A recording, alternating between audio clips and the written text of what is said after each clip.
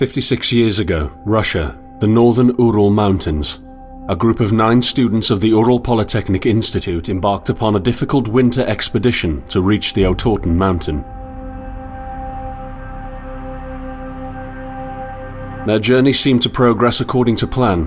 However, on the 7th day of their trip, the weather conditions worsened. They lost their orientation and were forced to set up a camp on the slope of the mountain called Kholat. It was their last stop. 3 weeks later in Yekaterinburg, when their families received no word of their success, the first rescue expeditions were sent.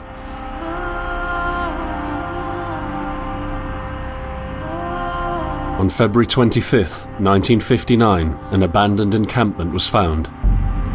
The tent was torn down and covered with snow, with all the group's belongings left inside. Further examination revealed it was cut from inside out. The surrounding footprints indicated the crew had fled the tent. They were barefooted. This suggests a frantic escape, characteristic of people scared out of their wits. 2 sets of prints led to a forested area down the slope. The rescue team found an improvised fireplace and 2 bodies. They were lying in but their underwear, with cuts and scratches to their limbs, suggesting they had tried to climb the tree in panic. What could terrify them so much? The next 3 bodies were found scattered a few hundred meters from the first discovery. One of them had suffered a fractured skull, this despite no evidence of a struggle. It took the spring thaw 2 months later to enable the rescue team to find the rest of the victims. The last 4 skiers were found buried in a thick layer of ice and snow. Their autopsies led to even more bizarre findings. All of the bodies had severe internal injuries caused by an undetermined force, similar to that of a serious car accident. No external damage nor bruises were visible, besides a tongue ripped from one victim's mouth and a strange orange skin color. Much speculation arose from these puzzling events. Such theories included attack from the local tribesmen, from an avalanche, or animals. Each theory, however, only served to create more questions. The truth behind this tragic course of events remains unexplained to this day. What really happened? Maybe the answer still waits to be discovered, deep under the snow.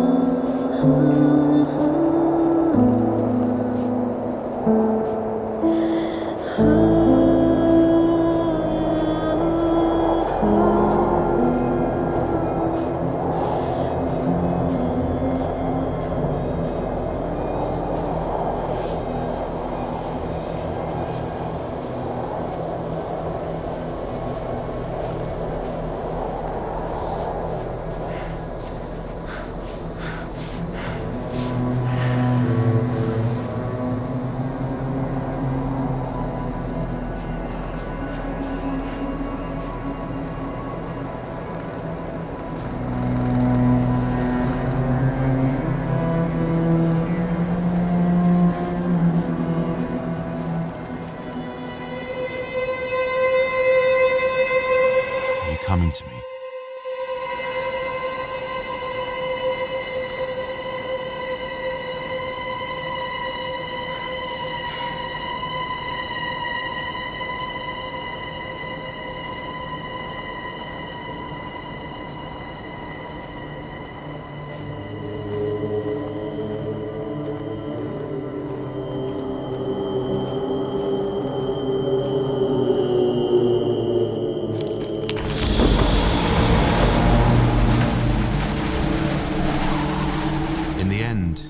The thing I saw was a flash, an insufferable burning light, the pain ripping apart my body. I felt it tearing out of my soul. After a while, I was nobody, nothing. The light went out and I vanished into overwhelming darkness. I welcomed the end with delight.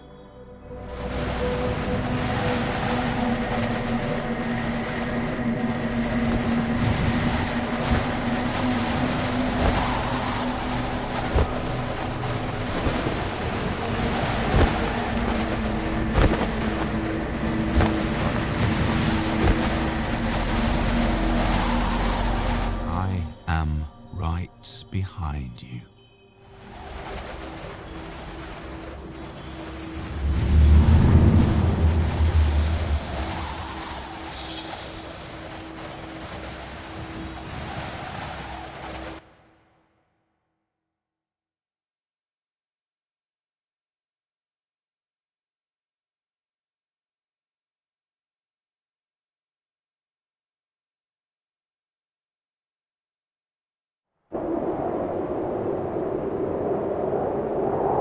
Have you ever tried to hold on to your humanity when others convince you of being no more than a subject, an object, which they can bend to their will?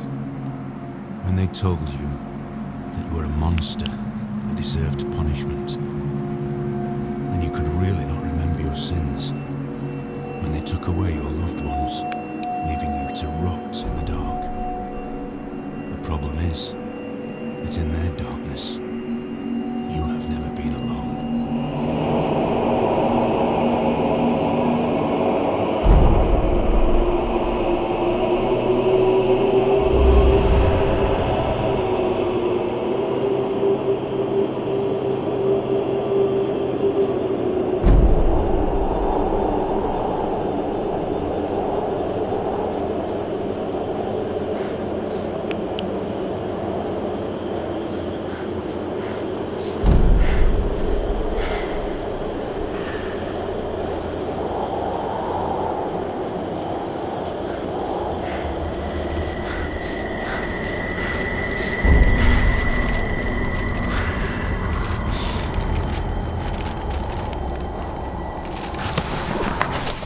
I set out the moment I heard about the incident. I was in the area, so I reported to the unit myself to be automatically assigned to the case. I arrived at Zyzz on February the 19th, a couple of days before the Institute's rescue group. While waiting for them, I started asking around to see if anyone from among the locals knew anything about the incident. One of them said he had a hunting cabin in the search region and knew the area very well. I decided to use him as a guide.